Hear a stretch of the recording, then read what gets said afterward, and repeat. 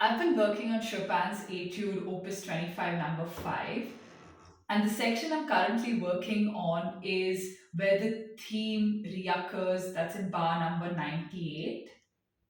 So here's how I've been trying to get this section a little faster. So this is the section I'm referring to,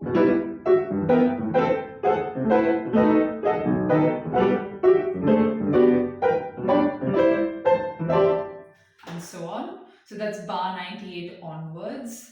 Okay, so the first thing I'm going to do to get this section faster in the right hand is this. So you have multiple chord movements. I'm just going to work on one chord movement at a time. So let's say from moving from the first chord to the second, which is this. So move fast from one chord to the next and then relax. Then the second to third chord. So relax, relax, relax, relax. So this method will take quite a bit of time, but I feel it could pay off quite well. I might even take it a step further and play three chords at a time.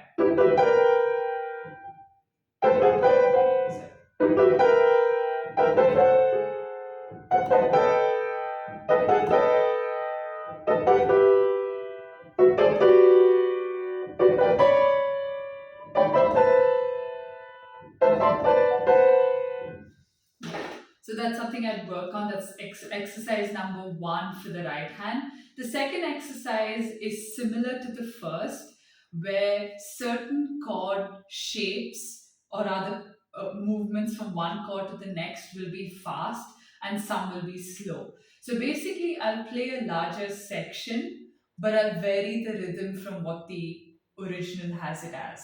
So, for example, this is what the original rhythm is. So I'll change it to something like.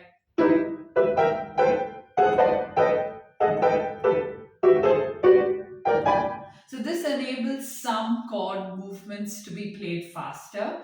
Then I'll bring in another rhythm as well. Let's say every alternate bar I'll play slow and the other bars I'll play fast. So something like this.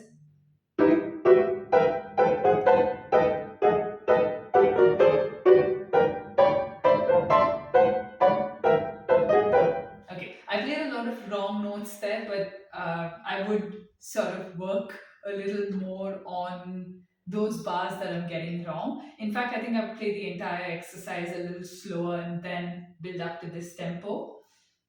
So the second exercise is a little more efficient than the first, but I think I would do the first for a while and then go on to the second. With regards to the left hand, what I found particularly useful is making sure that I lift my arm a little away from my body, pivoting at my shoulder, and then allowing gravity to sort of drop my hand towards the center of my body. So something like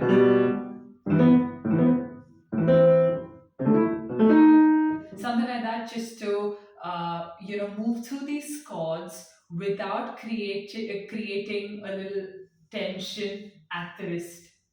So something like this.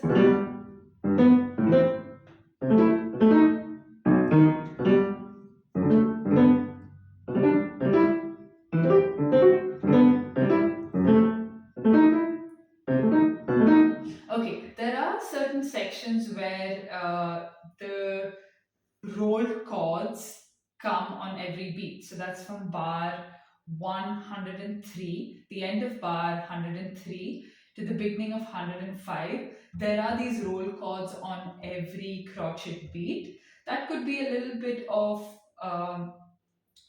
that could be a little difficult, but what I would do for that section is to make sure that between each of those chords I'm releasing tension. So release, something like that, making sure that after you play every chord, your hand sort of gets to the most natural limb shape it has.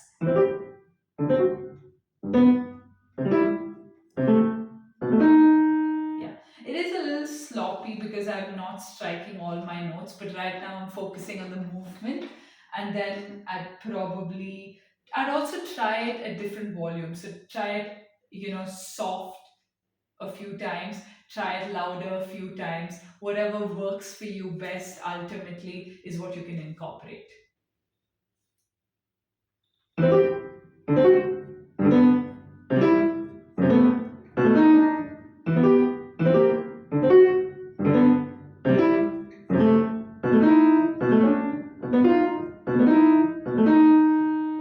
Yeah. The whole idea is making sure with the right hand and the left is that you don't hold tension. But at the same time, it is important to introduce the idea of getting it fast to your muscles as quickly as possible so that you adopt the right technique right from the start.